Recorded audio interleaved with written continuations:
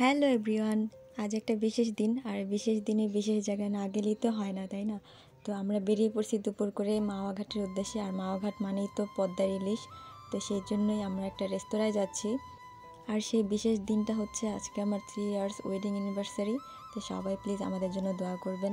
আর এই যে কথা বলতে বলতে এসে পড়ছি শখের হাড়ি রেস্তোরাঁ। তো চলো দেখি কেমন কি খাবার দাবার পরিবেশ সবই শেয়ার করব, অনেস্ট রিভিউ দিব। তো এখানে হচ্ছে তাদের এই যে বাইরের স্পেসটা অনেকখানি জায়গা নিয়েই করছে। তো আমরা ভিতরে গেলাম।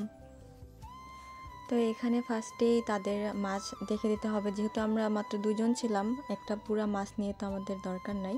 তো আমরা মাছের পিস নিতেছিলাম আর সাথে লেজ নিলাম ভর্তার জন্য। আর এই যে এখানে বিভিন্ন মাংসের আইটেম ছিল। হাঁসের মাংসটা শেষ হয়ে গেছে, নিতে পারি নাই, থাকলে নিতাম। তারপর মুরগি ছিল, গরু ছিল, আর হচ্ছে চিংড়ি মাছ ছিল বড়। আর এই যে একটু দূরে ভর্তার আইটেম ছিল, এখানে আলু ভর্তা, ডাল ভর্তা, বাদাম ভর্তা, কালো জিরা ভর্তা, আরও কয়েক পদের ভর্তা হয়তো শেষ হয়ে গেছে, তো আমরা কয়েকটা নিছি। তো খাবার দাবার অর্ডার করার পর একটু বাইরে গেলাম, মানে সাইডে তাদের কিচেনে। এখানে মাছ ভাজতেছিল আর বেগুন ভাজতেছিল। আর এই যে এখানে হচ্ছে ভর্তা বানাবে, লেজ ভর্তা, সেটার জন্য। এই লেজ ভর্তাটার অনেক সুনাম, যে অনেক মজা হয়। তো এখানে তারপর বাইরে একটু ঘোরাঘুরি করলাম। আর এই যে বাইরের সাইডে তাদের আচারের আইটেম রাখা ছিল কয়েক পদের।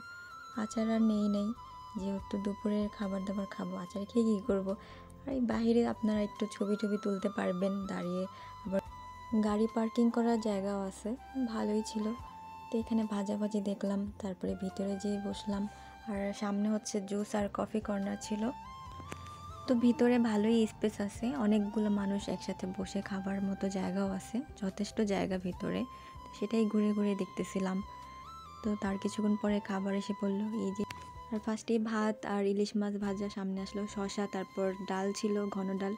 আর এই যে ইলিশ মাছগুলার পিস ছিল এক একটা 250 করে রাখছে, পরিচিত ছিল সেই জন্য। আর এমনি নর্মালি 300 করে রাখে, লেজেরও সেম দাম। তারপরে যে এখানে লেজ ভর্তা আর ইলিশ মাছগুলো দিছে, আমরা এটা দিয়েই খাওয়া শুরু করেছি, কারণ একটু লেট হয়ে গেছে, ক্ষুধা লেগে গেছিলো।